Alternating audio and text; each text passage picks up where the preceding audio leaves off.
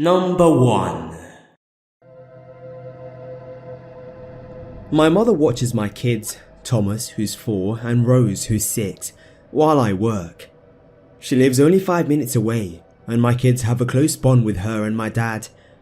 She determined, after a few years of me shuttling back and forth to daycare, that she would rather retire and make them her full-time job.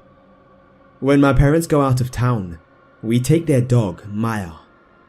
She's a long-haired dachshund, black with brown paws, that my mum found on the side of the highway as a puppy. Although she always professed that she didn't like small dogs, she was mourning the loss of her black lab only a few months prior, and she brought Maya home to fill the void. She always said she was meant to find her. The thing that you have to understand about this dog is that while she's 100% submissive to my parents, siblings, and my family, she's extremely protective of all of us. She sits next to doors, waiting for my kids to enter the house first, and patiently waits for her turn to have dinner. In contrast, when my husband's father plays with them, tickling and throwing them in the air, we have to crate her because she thinks that he's attacking them. Just about anything in her yard prompts a vicious response, untypical of dachshunds, and she doesn't seem to know or care that she is sometimes smaller than the object of her aggression. There is no doubt in my mind that she would attack a bear before letting it get near the kids. She seems happy knowing her place at the bottom of the pack. She's well fed, a little lazy, and her favourite position is draped across my daughter's stomach, napping while my daughter watches TV.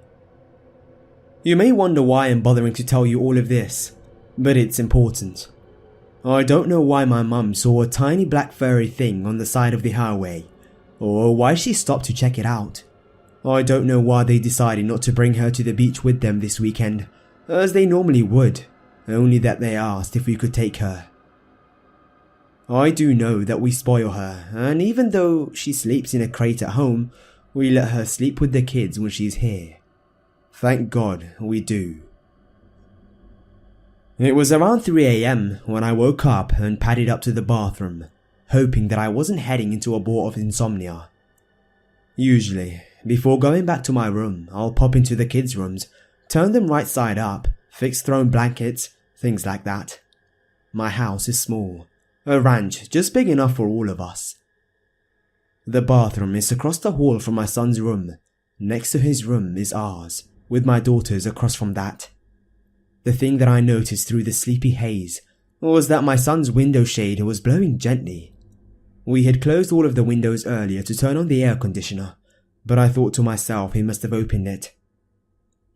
All of our windows have safety features, 2 plastic pieces that we can pop out on the upper frame that only allow the window to open 3 inches. It stops curious children from falling out and anyone from breaking in. I always keep these engaged on the kids' windows. My son was sprawled sideways, his head resting on the bumper of his bed, with one foot on his pillow and the other propped up on the windowsill. His stuffed tiger was tucked in one arm, his blanket on the other. Dinosaurs and other toys were strewn all over his bed, evidence that he had not gone right to sleep that night. I paused for a moment to watch him sleep in his ridiculous way before fixing everything. They only stay little for a minute, you know. As I watched him sleep, the shade over the window slowly moved. I should have moved more quickly, I know, but in the middle of the night, when your brain is half asleep, reaction times aren't quite up to par. Honestly, my first thought was that I must be asleep, or having a nightmare or something. As I stood there, in growing horror, a long, pale limb reached under the shade towards him. An arm, extremely thin, with long fingers but not quite human.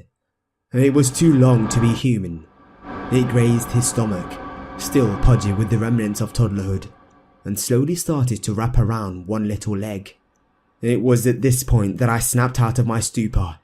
Nightmare or not, nothing was going to pull my baby out of his bed. Before I made it to the bed though, a little black form came tearing from Rose's room across the hall.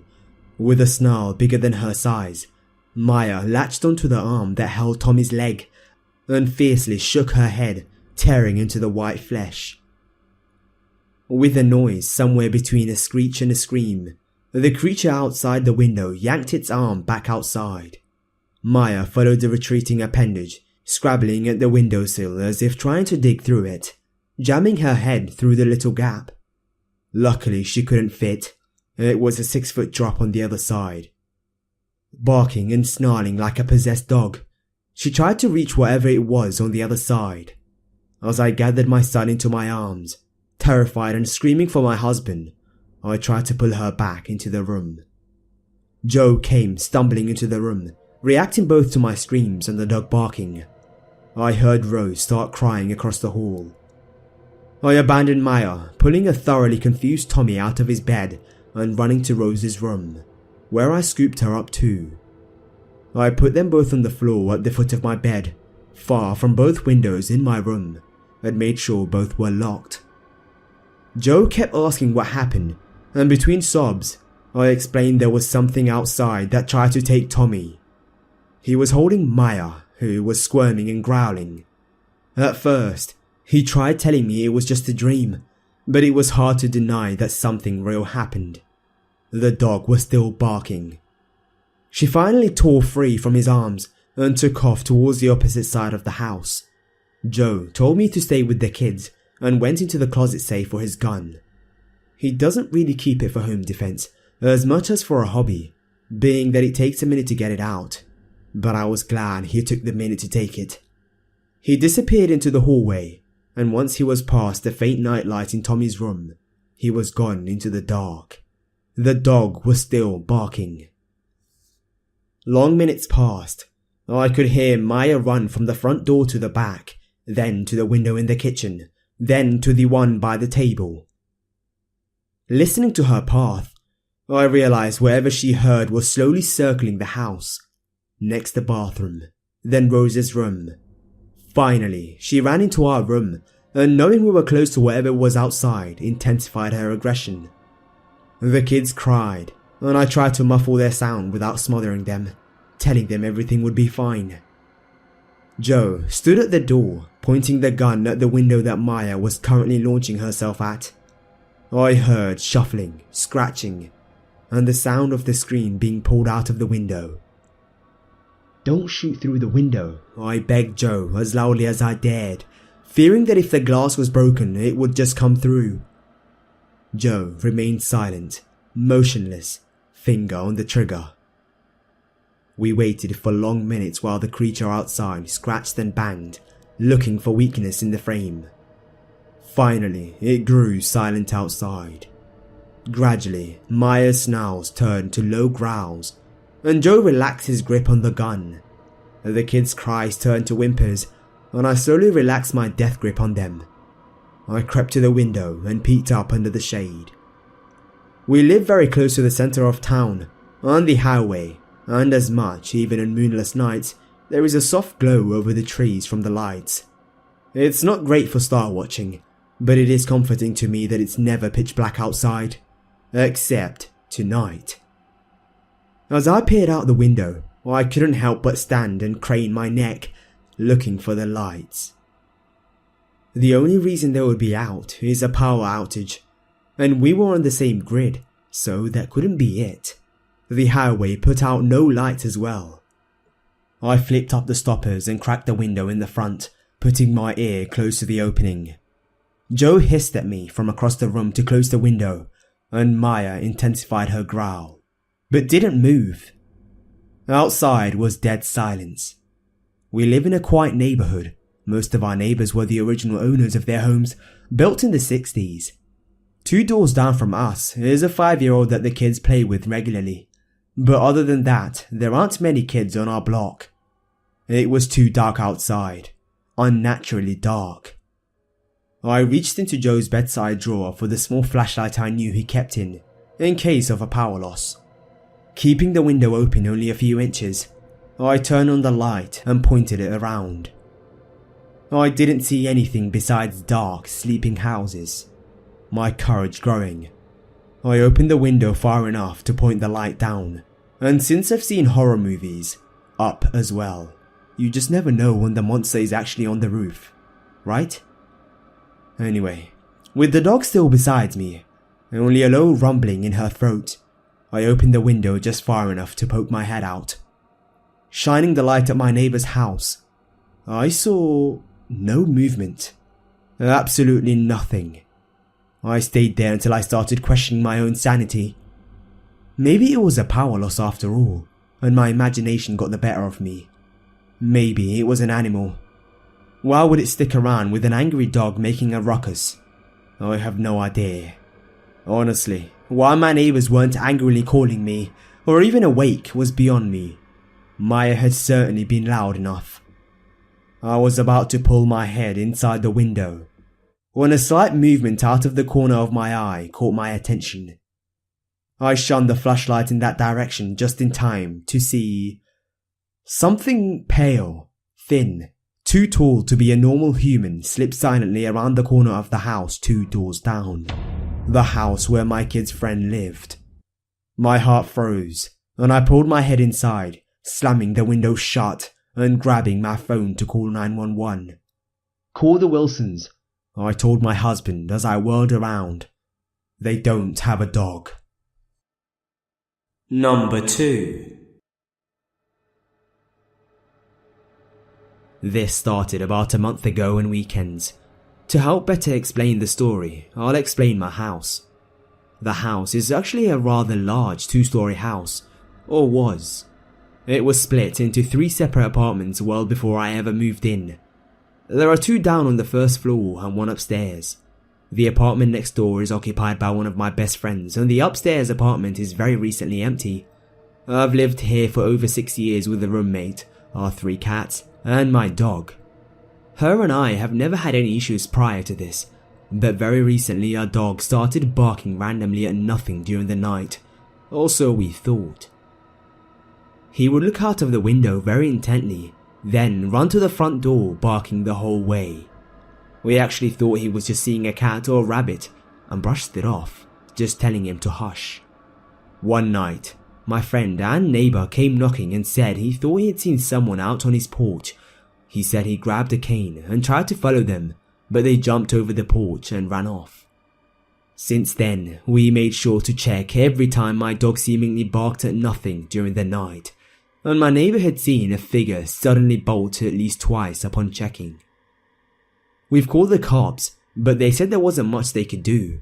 They asked if we could think of anyone who would be messing with us, and while there were some neighbours we had occasionally had to call the landlord on, there wasn't anyone we could think of. The issues we've had with them have never really been more serious than them being a little loud at 3 AM on a drunken Friday night. So, we continue to live our normal lives. My roommate works 3rd shift, while I and my neighbour worked 2nd shift, although he had just recently switched to this from 3rd shift himself. Nothing ever happened in a while, and I was alone most of the time and figured it was over. Recently, however, I got a girlfriend, and due to scheduling, we'll usually spend the night at her house in the middle of the week, as those are often when my days off occur, meaning at night there's no one home except for my dog, as my roommate only has weekends off. Last week, I was at my girlfriend's, and things weren't going well. We'd had a bit of a fight, so I was lying in bed contemplating over things in my head, unable to sleep. As I'm laying there, at around 2 AM, my phone buzzes. I check it and see a text from my roommate asking to call her when I get the text. I figure she's on break at work and just bored, or wants to shoot the shit about Overwatch since it had just came out and I hadn't got a chance to play it yet, not having been home. I give her a call, and she says she's at home and thinks somebody had been in the house. I ask her what makes her think that, and she says our friend and neighbour had gotten home late from his job at around 1:30 AM. He said he'd been home watching random stuff on YouTube, laughing rather loudly since he thought he was literally the only person in the house. He said he thought he heard someone walking around and at first thought it was me until he remembered I was at my girlfriend's. He wondered why my dog didn't bark until he realised I'd taken my dog with me since my girlfriend's kids wanted to meet him. He called my roommate to ask her if she had called off work, when he said he started hearing scratching meow outside his window. he walked outside to find out our eldest cat outside, meowing to be allowed back into the house. Our cats never go outside normally, but had once before, so he scooped him up and went over to our apartment and put him down. He then proceeded to tell my roommate this, and she said that when she told her boss, he told her to go home, and said she found our front door unlocked when she never leaves it unlocked, and the door to our sunroom was shut. We never shut that door since our cat's litter boxes are in there, and they wouldn't be able to get into them if we locked it. She's checking around and finds boxes moved out of our hall closet and a bunch of my card game and board game boxes scattered around. Definitely not how we left them. She said she then heard him meow and found one of her cats shut in the bedroom. Every day before she leaves, she makes sure no cats are in there, since one has a bad habit of pissing on the bed if she's shut in there. Also, our bass guitar was knocked off its guitar stand and onto the floor. None of the cats weigh enough to knock that thing over, especially not our kitten who was shut in there. So, she gets freaked out and checks the windows. One in the sunroom is always open so the cats can sit in and get some air, but the screen is untouched. She went outside and found a trash can dug up against the house under that window, as if someone had stood on it to pee in. So, best we can figure, whoever this person was, he was sneaking around again, and when he didn't hear our dog, he broke in. They must have been in the middle of looking through our stuff when they heard my neighbor laughing, panicked, and probably ran off. I'm not taking any of this lightly, and will be acquiring a gun since I'm often here alone at night. Number 3.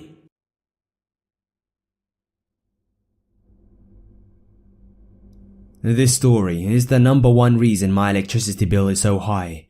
I keep every single light in the house on when my boyfriend isn't home. I moved in with my boyfriend exactly 1 year ago tomorrow. We worked at the same place, and neither of us had a car. Work was a 20-minute walk from his house and a 2.5-hour walk from my house, so he was sweet enough to tell me to just move in since I spent the night every night anyway. We worked 3 days a week scheduled, and overtime days we got to pick which days we wanted. Shifts were from 7 PM until 7 AM, and to anybody who's been watching our house regularly, the pattern would be very obvious. I would be gone the same 3 days each week, then I would pick the first optional day as my overtime day, and my boyfriend would work all the optional days. That's 6 days a week. Our fairly regular schedule is important. Several months before moving in with my boyfriend, I was in a terrible relationship with a disgusting piece of shit who abused me and was finally removed from my home by the police and taken to jail for 6 months. He got out the day before I moved in with my current boyfriend and was not happy. He then started harassing me, sending me death threats, and telling every mutual friend we had that he always carried a gun and would shoot me if he ever saw me. I got a restraining order, and although he couldn't harass me to my face, he started getting creative. He moved in with a girl who lived just around the block from me. After I begged her not to tell him where I moved to, she told him the same day I moved, and I'm 100% sure that is why he moved in with her.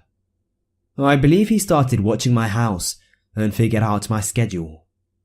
One day, I came home to find a teddy bear with a used condom around its head placed in the middle of my driveway when I got home. I recognized it and knew for a fact it was a teddy bear he'd given me months ago that I had given back to his stepmom with the rest of his things when he was in jail. I was super freaked out and finally got a car, so on days when my boyfriend would work, I would drive him, then drive back home, and when I came home, I always felt like someone was hiding behind a bush at the end of our property. One day, I finally looked behind the bush, and although no one was there, I found a crushed NOS can. NOS is way too sweet, the extremely cheap soda that my abusive ex was completely addicted to, and this made me even more sure he was spying on my house. After a couple of weeks of keeping all my doors and windows closed, I switched up my schedule. Instead of taking day 1 for overtime, I took day 2. Since I had a doctor's appointment on day 1, I didn't want to be tired that night from a missing sleep. My boyfriend worked every overtime day as usual. He likes making money and is willing to work hard for it. I took my babe to work and got home, and within minutes could tell something was wrong. The way my house is laid out, the front door is in the living room on the east, the kitchen is to the south, and the dining room is to the west side of the kitchen, not visible at any angle from the living room, and has a back door. My normally quiet, docile cats were losing their minds, both making a lot of noise and both running back and forth from the dining room.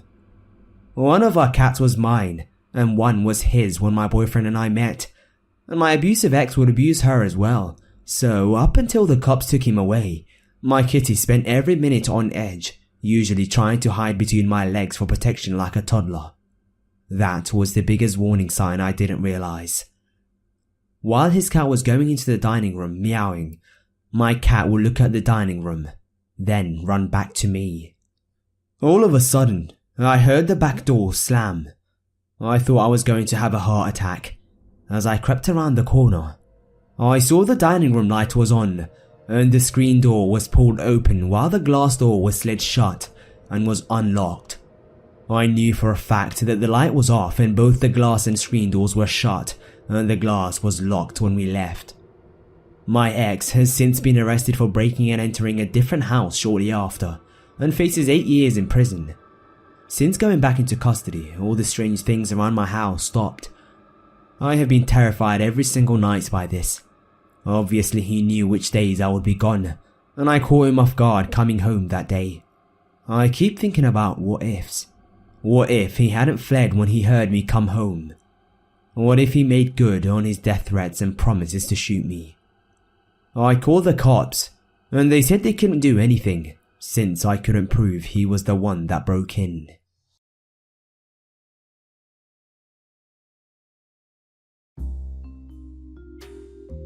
Hey guys, it's the Grim Reader here. I hope you enjoyed listening through that.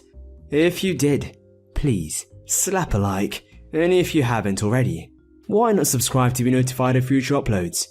If you have a story you want me to narrate, please send it to my email in the description box. Once again, thanks a lot for listening.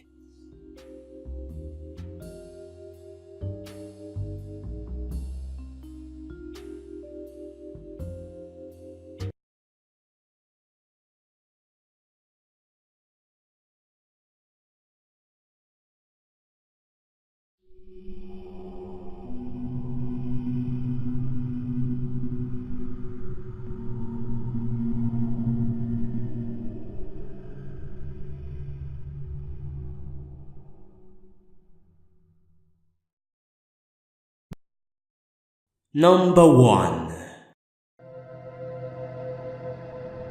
My mother watches my kids, Thomas, who's 4, and Rose, who's 6, while I work. She lives only 5 minutes away, and my kids have a close bond with her and my dad. She determined, after a few years of me shuttling back and forth to daycare, extremely protective of all of us.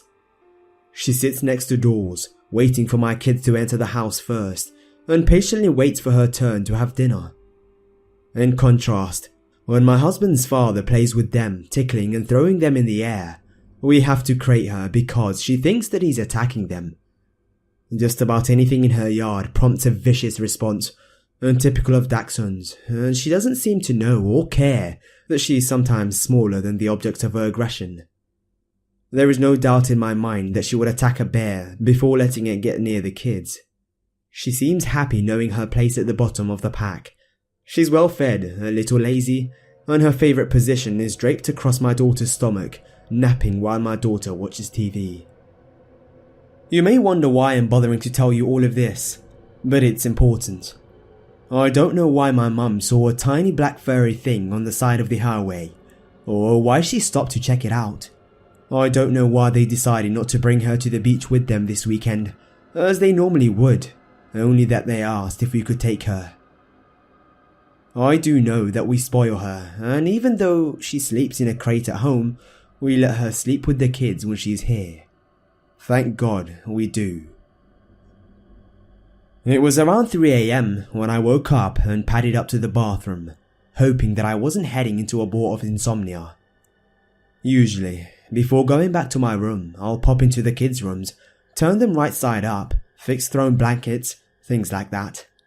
My house is small, a ranch just big enough for all of us. The bathroom is across the hall from my son's room. Next to his room is ours, with my daughter's across from that. The thing that I noticed through the sleepy haze was that my son's window shade was blowing gently. We had closed all of that she would rather retire and make them her full-time job. When my parents go out of town, we take their dog, Maya.